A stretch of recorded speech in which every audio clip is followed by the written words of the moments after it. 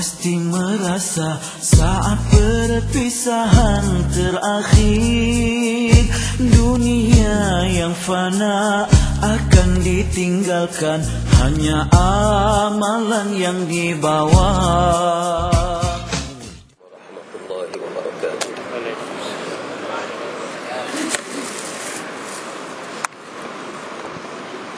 Alhamdulillahilladzi yaqbalu taubata an ibadihi wa ya'fu 'anis sayyi'at wa ya'lamu ma taf'alun wa yastajibu alladhina amanu wa 'amilus salihati wa yaziduhum min fadlihi wal kafiruna lahum 'adzabun syadid.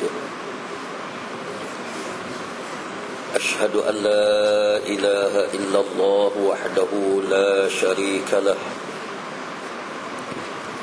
له الملك وله الحمد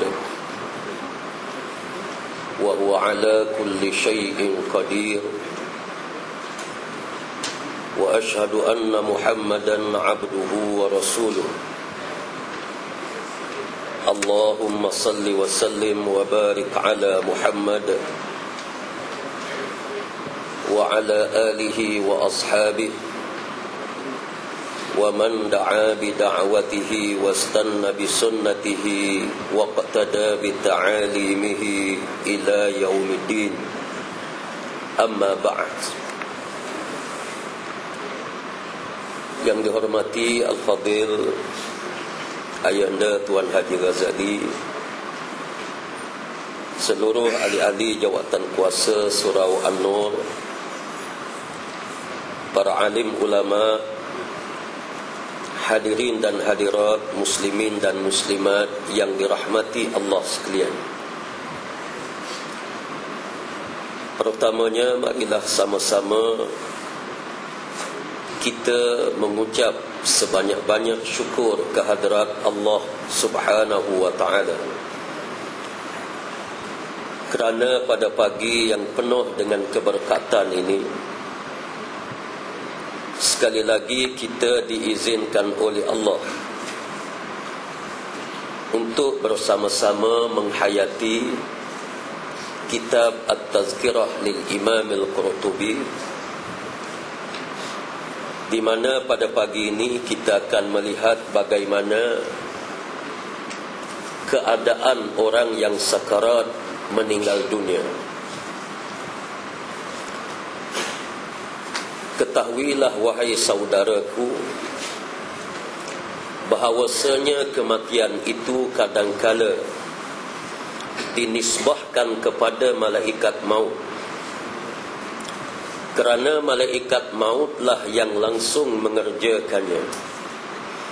Tetapi kadang-kadang dinisbahkan kepada kawan-kawannya, yakni pembantu malaikat maut, dan kadang-kadang dinisbahkan kepada Allah Subhanahu wa ta'ala, seperti dalam firman-Nya, Allah memegang jiwa orang yang ketika matinya dan memegang jiwa orang yang belum mati pada waktu tidurnya. Maka dia tahanlah jiwa orang yang telah dia tetapkan kematiannya, dan dia melepaskan jiwa orang lain sampai waktu yang ditentukan. Sesungguhnya pada yang demikian itu terdapat tanda-tanda kekuasaan Allah bagi kaum yang berfikir. Surah Az-Zumar ayat 42. Dan pada hakikatnya Allah Subhanahu wa ta'ala juga yang mematikan ciptaannya.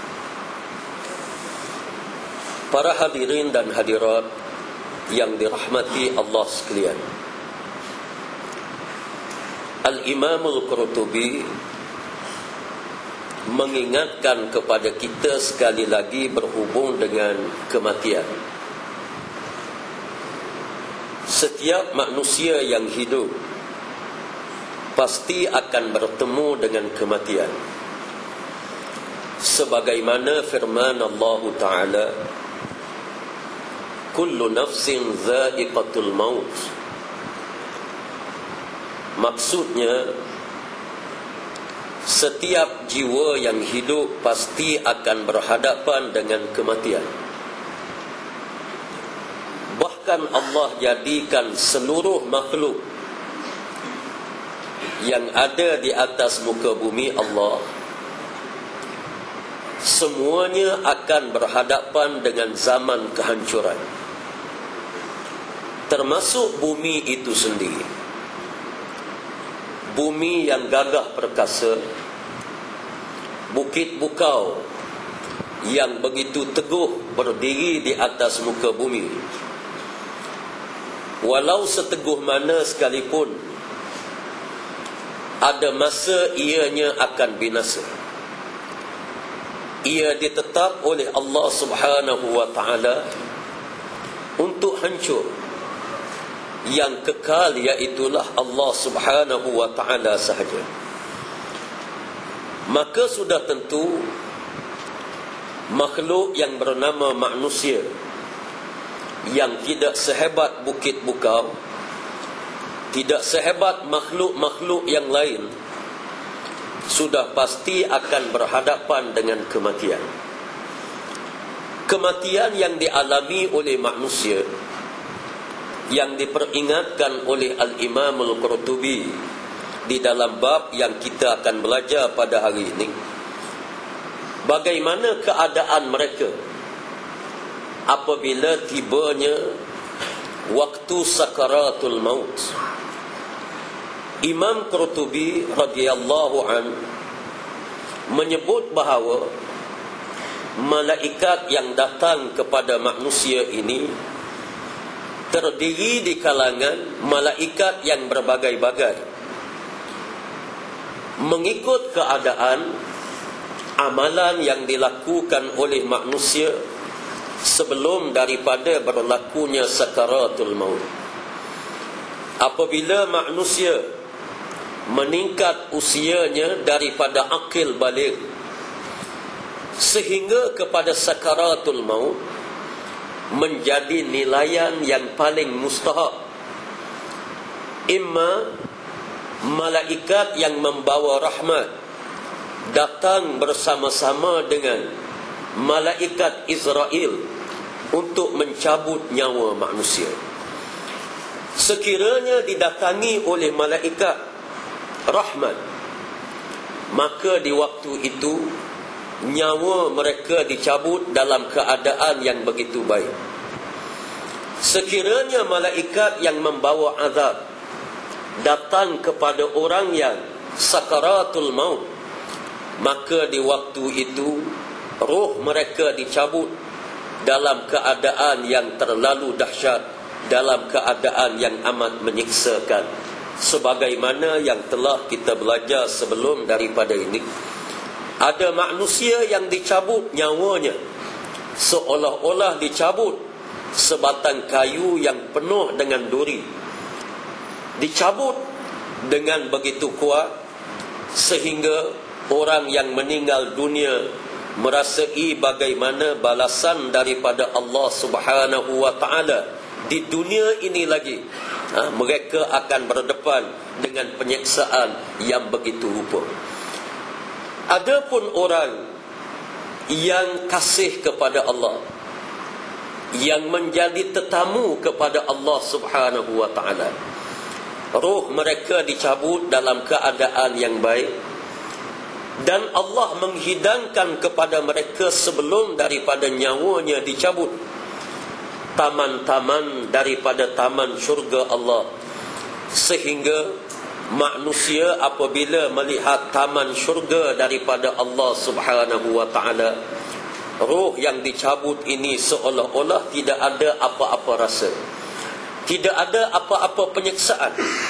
Bahkan seorang itu dia akan bergembira sangat-sangat kerana dia boleh meninggalkan alam yang fana ini dan dia menuju kepada alam yang kekal abadi, yang penuh dengan nikmat Allah Subhanahu wa ta'ala.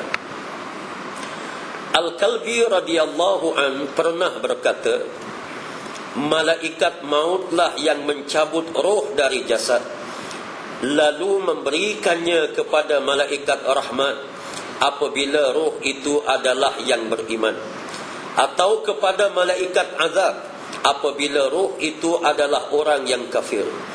Abdullah bin Abbas radhiyallahu an pernah berkata, sesungguhnya Allah Subhanahu wa taala menetapkan keputusannya pada malam pertengahan bulan Sya'ban, lalu menyerahkannya kepada para pembantunya pada malam Lailatul Qadar.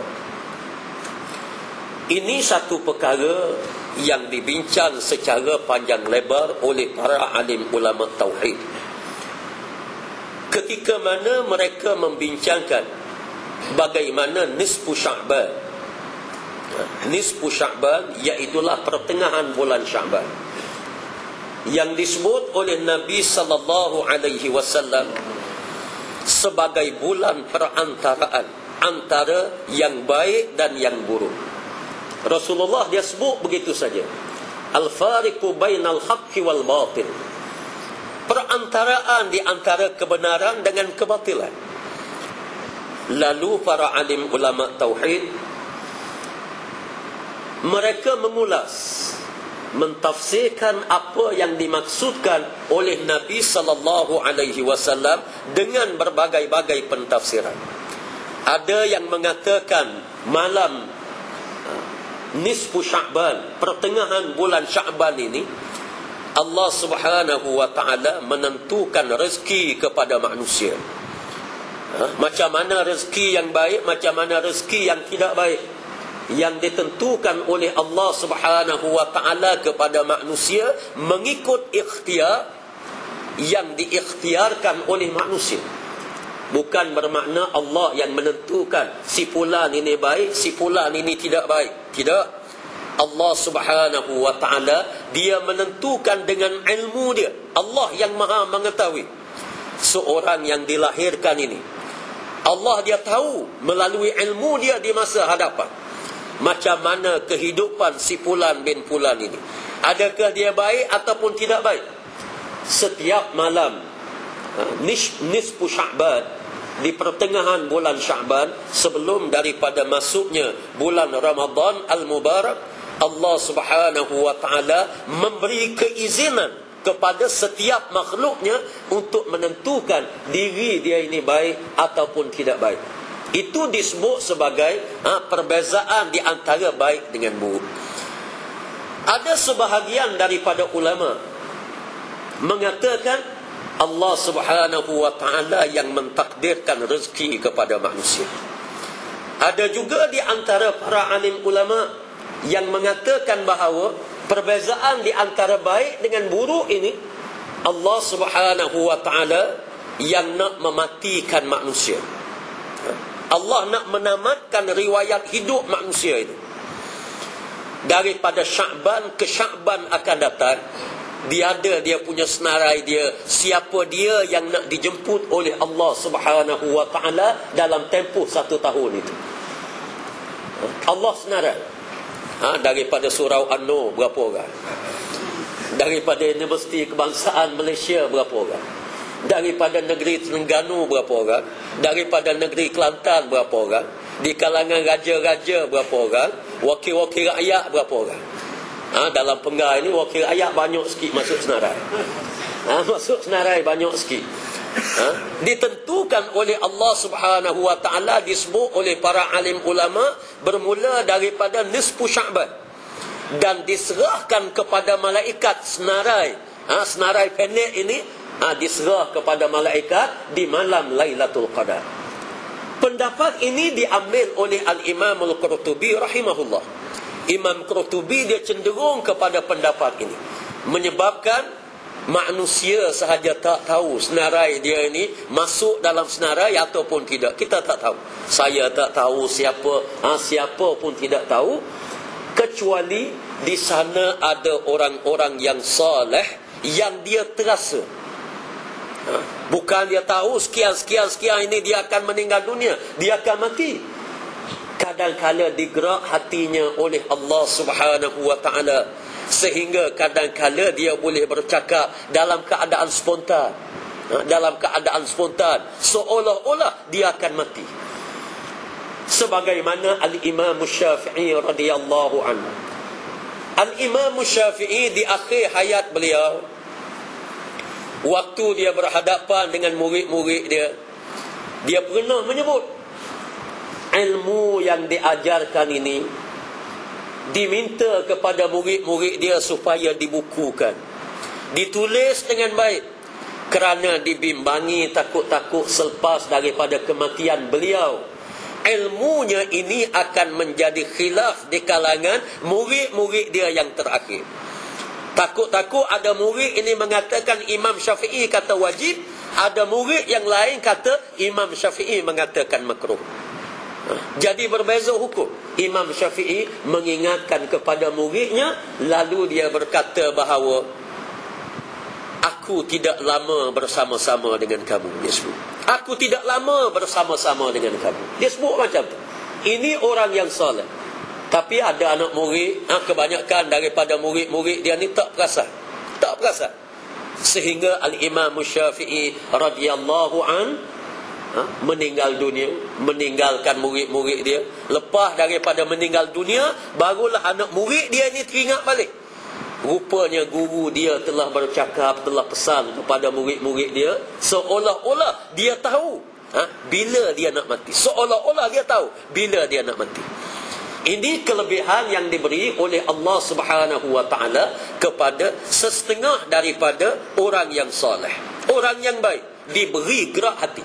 Sebab itu di dalam banyak-banyak hadis Nabi sallallahu alaihi wasallam pernah menyebut, ittaqu firasatal mu'minin fa innahu yanzuru bi nurillah. Takutlah kamu, berpeganglah kamu, ambillah kamu firasat orang mukmin, kerana dia dipandu oleh cahaya Allah Subhanahu wa taala. Orang mukmin kadang-kadang dia tak cakap banyak. Para alim ulama yang besar-besar dia tak cakap banyak. Kadang-kadang bila dia tengok sesuatu, dia kata lebih baik kamu tak buat. Dia sebut begitu. Dia tak sebut jangan kamu buat begini. Kadang-kadang dia sebut lebih baik tak buat daripada buat. Lebih baik begini-begini buat. Kadang-kadang dia tidak larang. Dia kata sebaik-baiknya kamu buat benda lain begini-begini. Kenapa? Dia melihat dengan cahaya Allah Subhanahu wa taala. Kalau orang mengikut apa yang disebut oleh seorang yang mukmin ini, maka insya-Allah dia akan berhadapan dengan kebahagiaan. Kalau orang yang tidak ikut perkara ini, dia akan berhadapan dengan kesengsaraan. Ini adalah satu pandangan daripada orang mukmin. Dia nampak apa yang orang lain tidak nampak. Termasuk orang yang mukmin ini seolah-olah dia mengetahui bagaimana Allah Subhanahu wa taala nak menamatkan riwayat hidupnya. Baik. Imam Qurtubi menyebut bahawa senarai tadi diserahkan kepada pembantu-pembantu malaikat. Macam mana ini dalam tauhid dia tidak membenarkan kita ini bincang terlalu panjang. Terlalu panjang perkara yang menyentuh roh, perkara yang menyentuh kematian ini. Sekadar kita bincang untuk mengingatkan kematian, untuk kita tahu macam mana kematian ini boleh berlaku, itu diizinkan. Tapi kalau bersabit dengan cara mana malaikat nak cabut roh, begini-begini, ini dilarang di dalam agama Islam kita untuk kita bincang.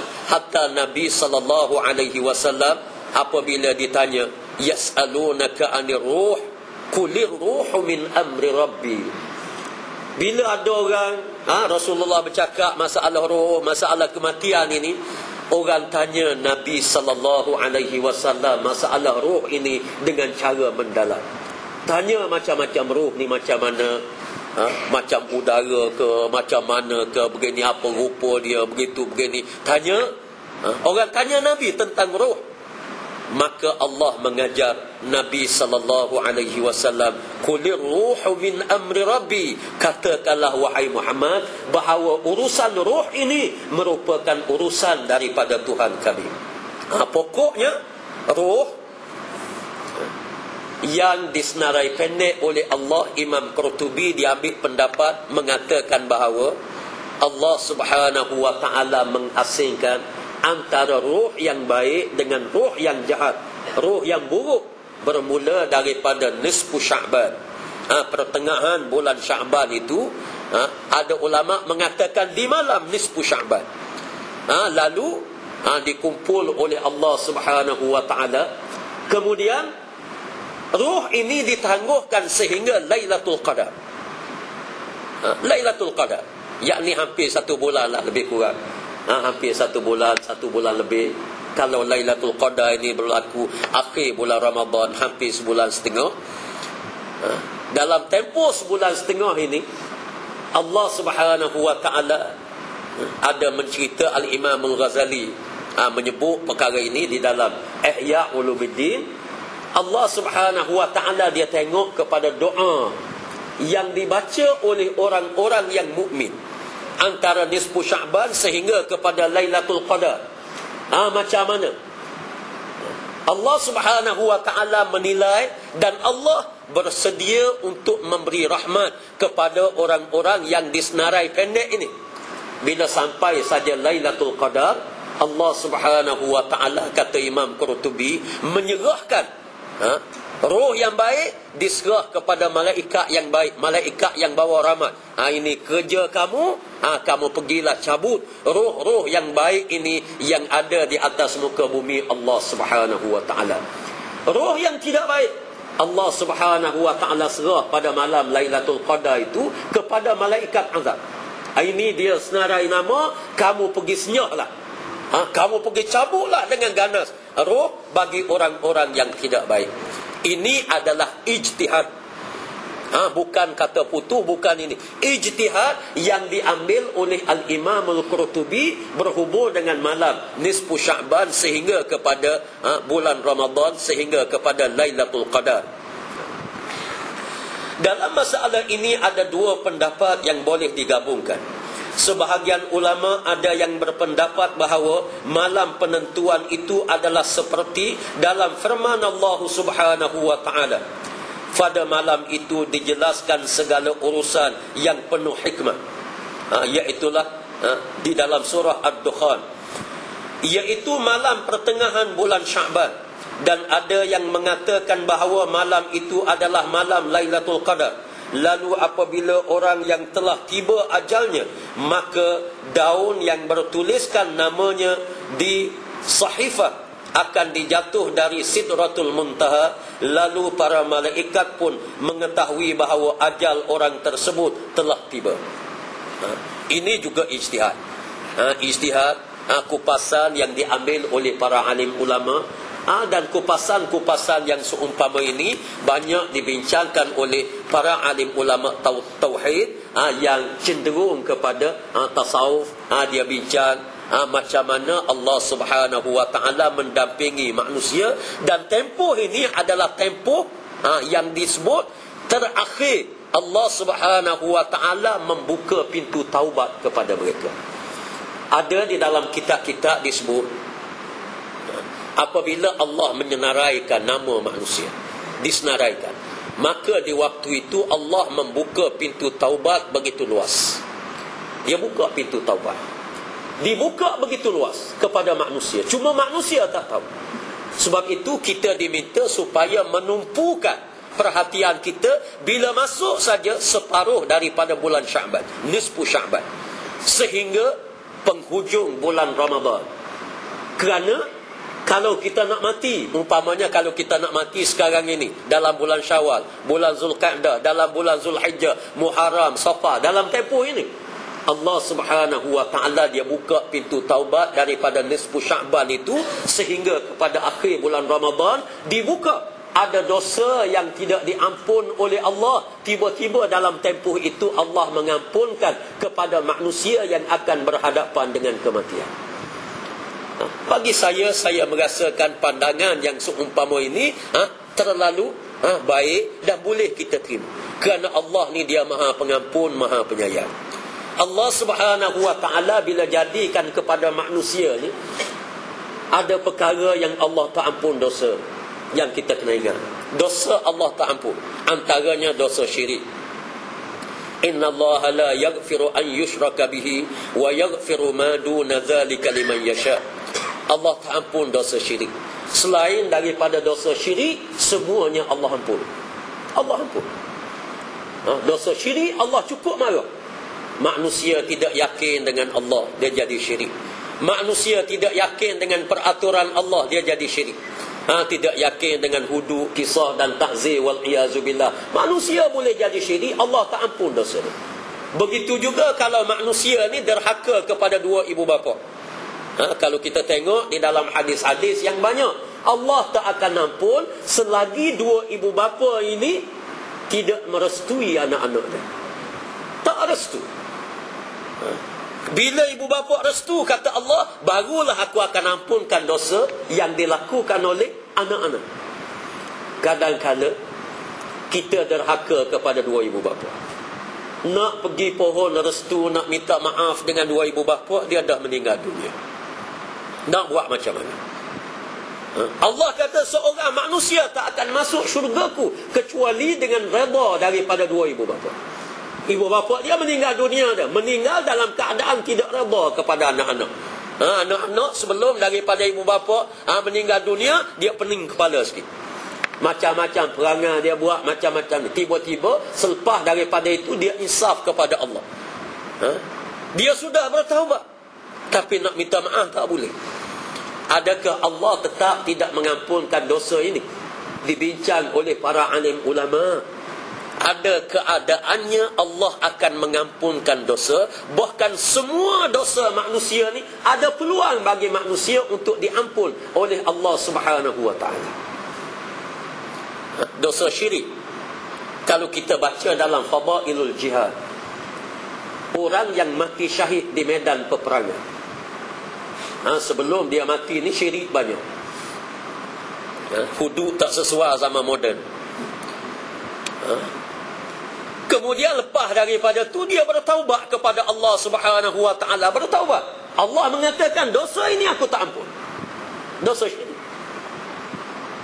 Kemudian ditakdir oleh Allah, dia masuk medan peperangan, memperjuangkan agama Islam sampai ke tahap itu. Dia bertukar. Yakin balik kepada ajaran Allah, dia bertaubat kepada Allah, dia perjuangkan Islam sampai ke tahap dia menceburi medan jihad yang paling tinggi, iaitu masuk di dalam peperangan al-jihadu fi sabilillah. Ambil tiket pergi Afghanistan kalau dulu, pergi ke Shishan ke, berjihad, dia gugur syahid. Sepakat para alim ulama mengatakan dosa syirik diampun oleh Allah sekiranya seorang manusia itu gugur di medan peperangan. Kita boleh baca di dalam Fadailul Jihad ataupun dalam tafsir Al-Jihadu fi Sabilillah. Dia buat mari dalil-dalil yang banyak.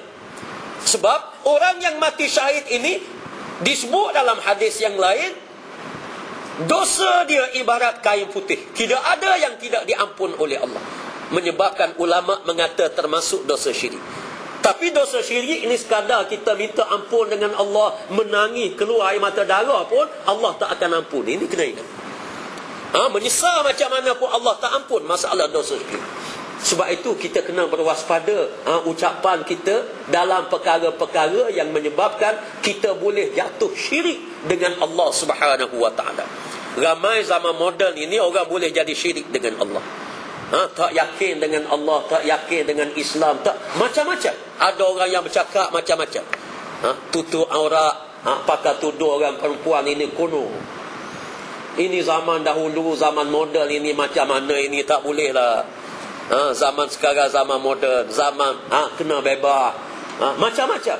Semua ucapan yang seumpama ini dia boleh jadi syirik yang terlalu sukar bagi Allah Subhanahu wa ta'ala untuk ampun. Allah sebut, Inna Allah la yaghfiru an yushraka bih wa yaghfiru ma duna dzalika liman yasha. Dosa syirik aku tak ampun. Adakah sepanjang masa tak diampun? Ini dibincang oleh ulama.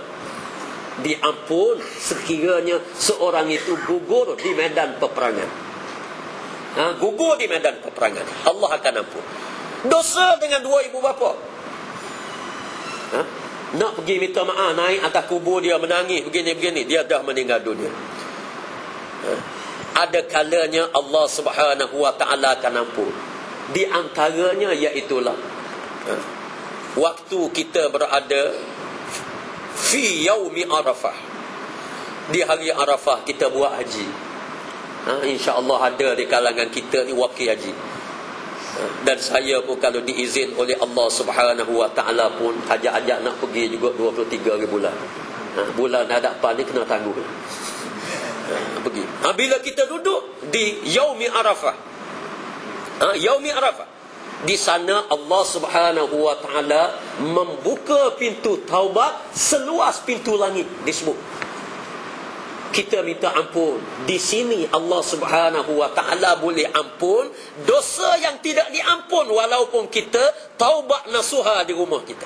Adakah ada? Dipilih oleh Allah Subhanahu wa taala. Ini kita kenal. Itu kaedah pengampunan dosa.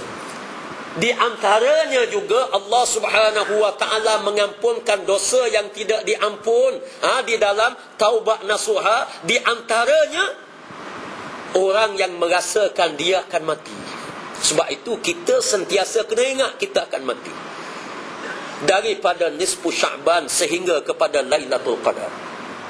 Di antara ini adalah tempoh yang terbaik. Sebab itu kita kena ambil kesempatan dalam bulan Ramadan Al-Mubarak. Kena ambil kesempatan. Dan di sini disebut oleh Al-Imam Al-Qurtubi, dalam tempoh inilah yang dimaksudkan oleh Nabi sallallahu alaihi wasallam, seseorang manusia itu akan diampunkan dosanya oleh Allah Subhanahu wa taala dan dia boleh berubah daripada senarai yang Allah nak bagi kepada malaikat azab. Allah akan tukar dalam tempoh ini. Allah akan tukar, Allah akan bagi kepada malaikat rahmat.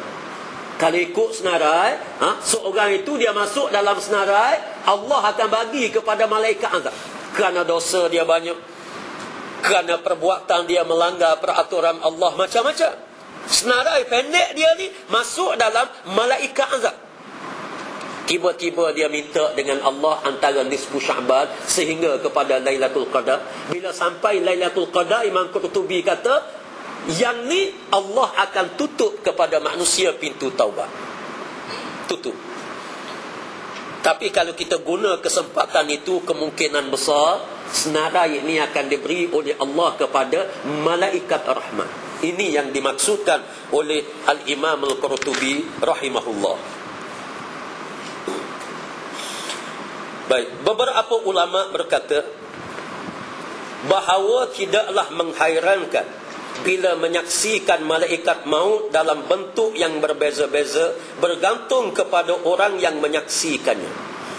Kerana hal itu sama halnya dengan perubahan manusia dari sihat menjadi sakit, dari kecil menjadi besar, dari muda menjadi bangka, yakni tua, atau seperti bersih dan berserinya wajah seorang setelah mandi, atau pucatnya wajah seorang, atau berubahnya warna wajah kerana berjalan di tengah terikan tengah hari. Hal-hal seperti ini juga terjadi pada malaikat maut. Dalam sehari ia boleh berubah-ubah, atau bahkan dalam hitungan jam ia boleh sering berubah. Bukankah kita pernah mendengar bahawa pada suatu waktu malaikat Jibril boleh menjadi sangat besar kerana kebesaran Allah Subhanahu wa taala. Seandainya ia diizinkan untuk memindahkan dan mencabut apa yang ada di bumi, nescaya semuanya akan tercabut. Tetapi kemudian pada suatu waktu ia menjadi kecil kerana kebesaran Allah Subhanahu wa taala, hingga sekecil burung kerana takutnya kepada Allah Azza wa Jalla. Ya Allah, kasihanilah kami dan seluruh kaum muslimin. Amin. Di dalam perenggang ini Al-Imam Al-Qurtubi rahimahullah, dia cuba tarik kita sikit supaya kita boleh mengenali kebesaran Allah dan kehaibatan malaikat. Malaikat sejenis makhluk yang amat-amat menjiwai kebesaran Allah Subhanahu wa taala.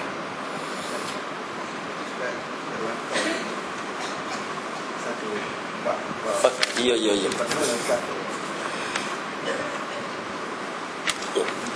Okey.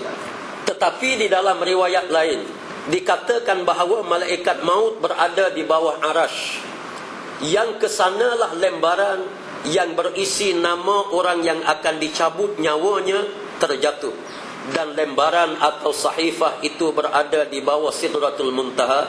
Maka ketika malaikat maut telah melihat orang itu, maka ajalnya telah tiba, rezekinya telah putus. Lalu malaikat maut memberikan sakaratul maut kepada orang tersebut, lalu orang itu meninggal.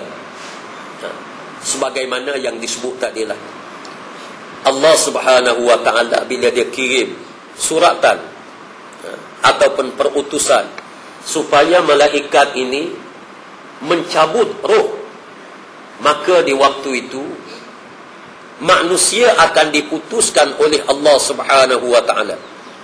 Di sudut rezeki dia, kesihatan dia, segala-galanya telah diputuskan oleh Allah Subhanahu wa ta'ala. Maka di waktu itu malaikat sakaratul maut datang, lalu berlakulah manusia dicabut nyawanya. Malik bin Anas radhiyallahu anhu pernah ditanya, apakah malaikat maut juga yang mencabut nyawa udang?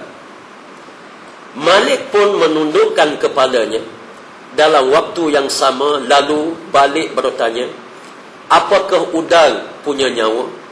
Orang-orang pun menjawab ya. Malik pun menjawab, kalau begitu malaikat mautlah yang mencabut nyawanya. Allah Subhanahu wa ta'ala telah berfirman, Allah memegang jiwa, yakni orang ketika matinya, dan memegang jiwa yang belum mati pada waktu tidurnya. Maka dia tahanlah jiwa orang yang telah dia tetapkan kematiannya, dan dia melepaskan jiwa orang lain sampai waktu yang ditentukannya. Sesungguhnya pada yang demikian itu terdapat tanda-tanda kekuasaan Allah bagi kaum yang berfikir. Surah Az-Zumar ayat 42. Riwayat ini diriwayatkan oleh Abu Bakar Al-Khatib rahimahullah. Segala puji hanya bagi Allah Subhanahu wa ta'ala, Tuhan sekalian alam. Yang terakhir ini, bagaimana Al-Imam Al-Qurtubi rahimahullah mengatakan bahawa makhluk-makhluk selain daripada manusia, makhluk selain daripada manusia, termasuk udang, termasuk ikan, termasuk burung-burung, mereka ini juga mempunyai nyawa, sebagaimana yang kita tahu. Walaupun dia tidak ada tanggungjawab, tanggungjawab dia tidak banyak berbanding dengan manusia, tetapi Allah Subhanahu wa ta'ala jadikan makhluk-makhluk yang kecil yang ada di dunia ini, termasuk juga makhluk yang besar, bukit, bukau, gunung ganang, bintang, matahari, bulan, hujan, yang hebat-hebat ini, Allah jadikan makhluk ini sentiasa tunduk kepada Allah Subhanahu wa ta'ala. Yusabbihu lillahi ma fis samawati wa ma fil ardh. Telah bertasbih sekalian makhluk yang ada di langit dan di bumi, bertasbih kepada Allah, dia tunduk kepada Allah. Tanda mereka tunduk kepada Allah ini disebut hujan. Hujan tak pernah nyayung. Hujan ini daripada langit turun ke bumi. Tak pernah kita dengar hujan ini naik daripada bumi ke langit. Pokok kayu, kalau kita tengok ganjil Allah buat. Cuma oleh kerana benda ni biasa sangat kepada kita. Cuba kita tengok bagaimana besarnya sepohon balok, batang balok, batang cengar yang ada di hulu Terengganu, yang paling besar dalam negara kita, dan disebut juga paling besar dalam dunia. Berapa pemeluk, berapa dia punya berat. Mengikut kajian sains, setiap yang berat ini dia akan jatuh ke bawah. Sepatutnya dahan yang begitu besar ni tak naik ke atas, kerana dia ditarik oleh tarikan graviti. Bumi tarik dia, graviti tarik, sepatutnya dia turun.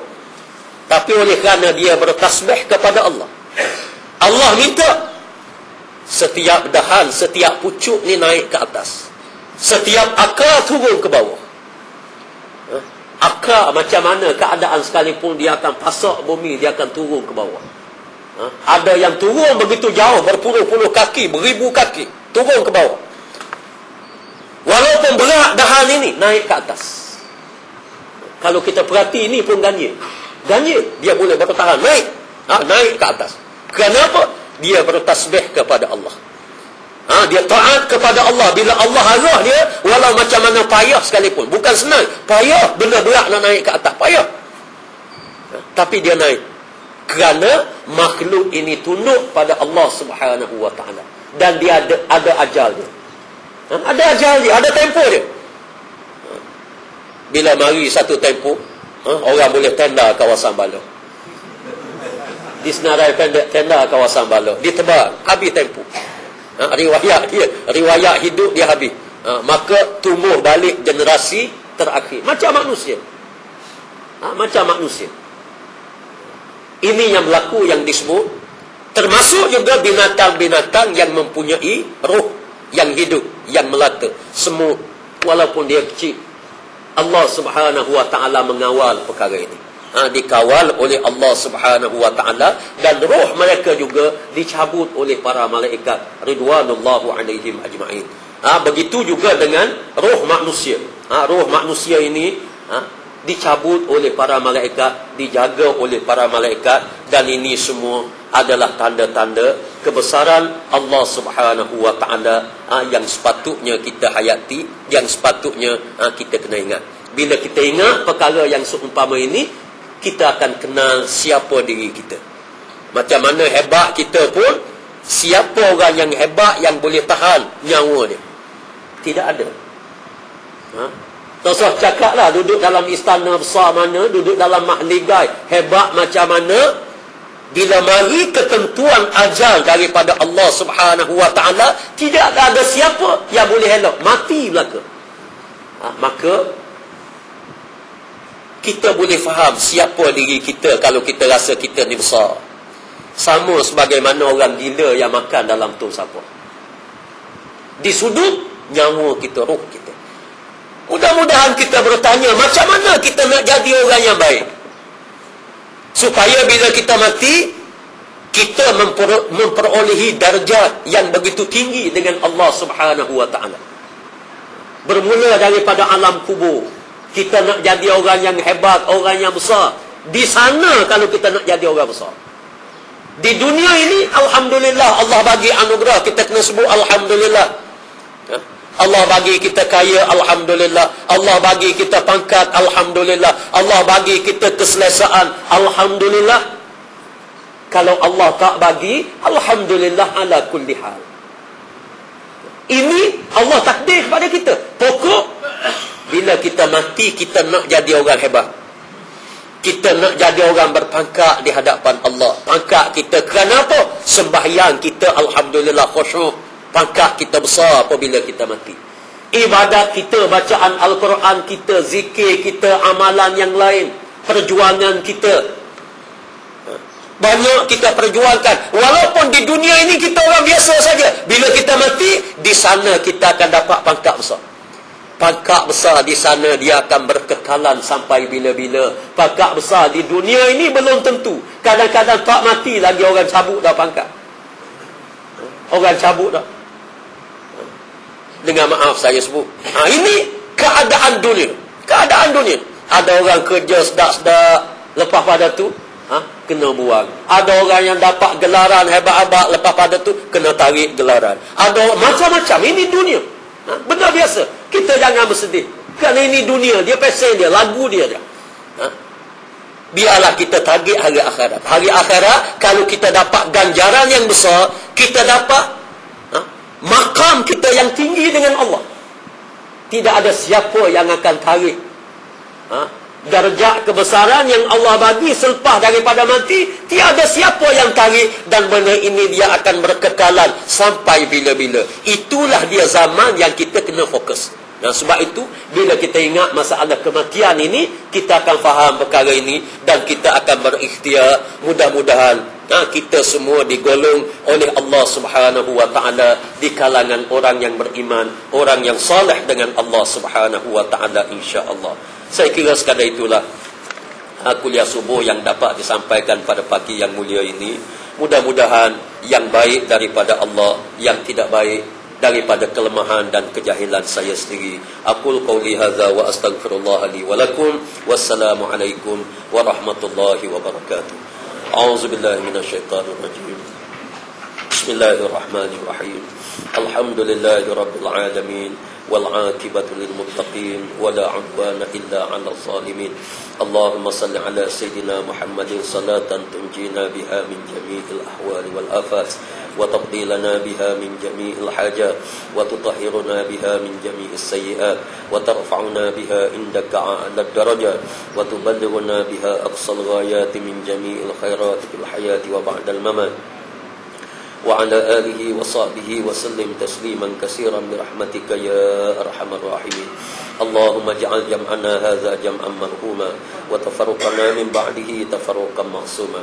اللهم إنك تعلم أن هذه القلوب قد اجتمعت على محبتك والتقت على طاعتك وتوحدت على دعوتك وتعاهدت على نصرة شريعتك فوثق اللهم رابطتها وأدم مدها وأديها سبلها واملأها بنورك الذي لا يخبو واشرح صدورها بفيض الإيمان بك وجميل التوكل عليك وأهيها بمعرفتك وأمتها على الشهادة في سبيلك إنك نعم المولى ونعم النصير. اللهم انصر الإسلام والمسلمين وأذل الشرك والكافرين ودمر أعداءك أعداء الدين. اللهم من أراد بهذا الدين خيرا فوفقه إلى كل خير ومن أراد به شرا فخذه أخذ عزيز مقتدر يا رب العالمين. اللهم اجعلنا من الذين يقرؤون القرآن ويقيمون حدوده ولا تجعلنا من الذين يقرؤون القرآن ويحرفون حروفه. ربنا تقبل منا دعاءنا إنك أنت السميع العليم وتب علينا إنك أنت التواب الرحيم. ربنا آتنا في الدنيا حسنة وفي الآخرة حسنة وقنا عذاب النار. وصلى الله على سيدنا محمد وعلى آله وصحبه أجمعين. سبحان ربك رب العزة عما يصفون وسلام على المرسلين والحمد لله رب العالمين.